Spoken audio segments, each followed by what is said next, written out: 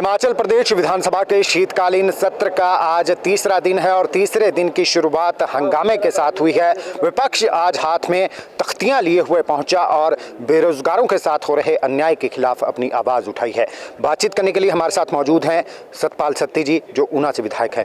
Sir, आज विपक्ष का रवैया बिल्कुल ही आक्रामक रहा और शुरुआत में ही आज आप तख्तियाँ लेकर पहुँच गए विधानसभा में, क्या वजह थी? आज से 2 वर्ष पूर्व जब कांग्रेस ने चुनाव लड़ा था तो हिमाचल प्रदेश में अच्छी भली चलती हुई जयराम ठाकुर जी की गवर्नमेंट को बदनाम करके उन्होंने सत्ता हासिल की थी और इस तरह से गारंटियां दी थी जैसे लोगों को लगता था कि बस एकदम जैसे बनेगी। और जहां तक बोला गया था उनके नेताओं के द्वारा मंचों के ऊपर से, जैसे ही दिसंबर में गवर्नमेंट बनेगी 1 जनवरी को आपकी महिला का 1500 रुपया पेंशन का पड़ जाएगा, आपकी बहन का 1500 रुपया पड़ जाएगा, आपकी माता का 1500 रुपया पड़ जाएगा। और इसी तरह से उन्होंने बेरोजगारों से कहा था कि हम आपको रोजगार देंगे, हर साल 1 लाख नौकरियाँ देंगे और 5 साल में 5 लाख नौकरियाँ देंगे।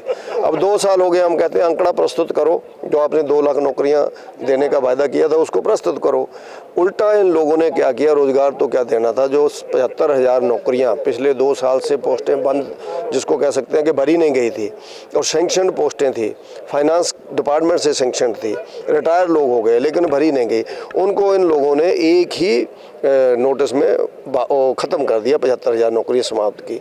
आउटसोर्सिंग के इन्होंने 15,000 लोगों को बाहर निकाल दिया, जिन्होंने बुरे दिनों के अंदर हिमाचल प्रदेश के अंदर रोजगार दिया था लोगों को। और उसके कारण हिमाचल प्रदेश के अंदर उन्होंने अच्छी सेवाएं दी कोरोना काल के अंदर, लेकिन उनको बाहर निकाल दिया बेचारों को। 5-5, 7-7 साल हो गए थे लगे हुए।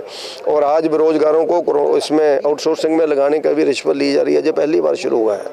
हिमाचल प्रदेश के अंदर ODI के जो ऑफिसर हैं, ODI के अंदर जिनको चिन्हित किया गया है, उनको एक्सटेंशन दी जा रही है और जो ODI के अंदर है उन लोगों को रीएम्प्लॉयमेंट दी जा रही है। इन मुद्दों के ऊपर मुख्यमंत्री जी कोई जवाब नहीं देते हैं, इसलिए आज हम लोग बेरोजगारों की आवाज़ को बुलंद करने के लिए तख्तियां लेकर के विधानसभा के बाहर पहुंचे। सरकार तो कह रही है कि गेस्ट टीचर भर्ती कर रहे हैं हम और युवाओं को रोजगार दे रहे हैं, इसी क्योंकि जो बेरोजगार हैं उन्हें इस माध्यम से रोजगार दिया जाएगा, 500 रुपये पर लेक्चर जो है उन्हें प्रदान किया जाएगा। आप क्यों विरोध कर रहे हैं इसका? नहीं, आप स्वयं देख सकते हैं, जिन लोगों ने इतनी पढ़ाई की है, MA MPhil PhD तक पढ़ाइयाँ हुई हैं, B.Ed किया हुआ है लोगों ने, JRF उन्होंने क्लियर किए हुए हैं, उसके बाद उन्होंने नेट सेट क्लियर किए हुए हैं, उन लोगों को हम लोग मजाक के नाते शिक्षा विभाग के अंदर उनको गेस्ट टीचर के नाते हम लोग नौकरी देंगे तो बच्चों के प्रति उनकी क्या जवाबदेही होगी और बच्चों का उनसे कोई भावनात्मक रिश्ता भी नहीं बन पाएगा। टीचर को पता ही है कि मैं 15 दिन के लिए आया हूँ, टीचर को पता ही होगा मैं मैटरनिटी लीव जो मैम गए हैं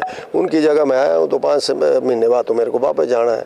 तो वो भी क्या पढ़ाएगा बेचारा, क्या वो मेहनत करेगा, उसका इतना मोराल डाउन हो जाएगा कि मेरे को नौकरी नहीं दे रहे हैं, उल्टा मेरे को गेस्ट टीचर के।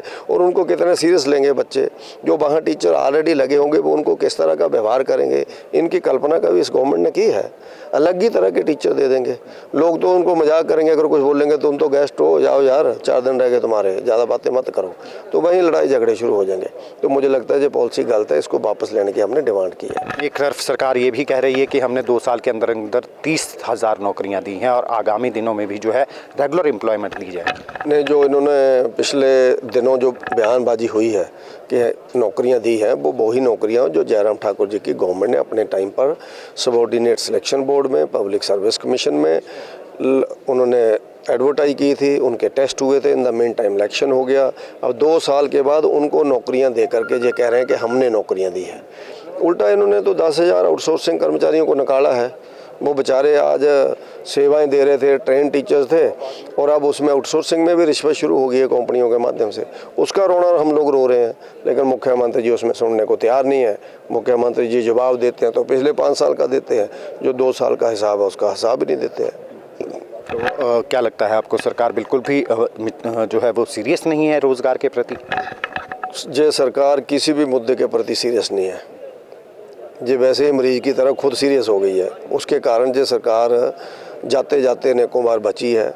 आज आप सर्वे करा के देख लो, जितने जहाँ पर लोग आए हुए हैं ज़्यादातर कांग्रेस के समर्थक लोग ही आए होंगे काम कराने। उनसे चुपके से पूछ लो कि भैया हम कहीं नहीं करेंगे। आप 100 आदमी का इंटरव्यू लो, 50 आदमी, 60 आदमी, 70 आदमी आपको इस सरकार को अपोज करेंगे। 70% जनता आज इनके विरोध में हो चुकी है। जब भी चुनाव होगा तो इनका पूरा सुपड़ा साफ हो जाएगा।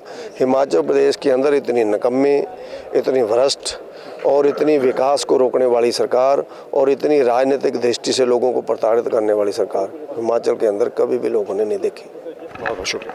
धन्यवाद। ये थे हमारे साथ सतपाल सत्ती जी, जिन्होंने कहा कि इतनी निकम्मी सरकार जो है वो आज तक हिमाचल प्रदेश में नहीं आई है, जिसने रोजगार के नाम पर युवाओं के साथ छल किया है, और उस छल के विरोध में जो है आज भाजपा ने यहाँ पर प्रदर्शन किया है।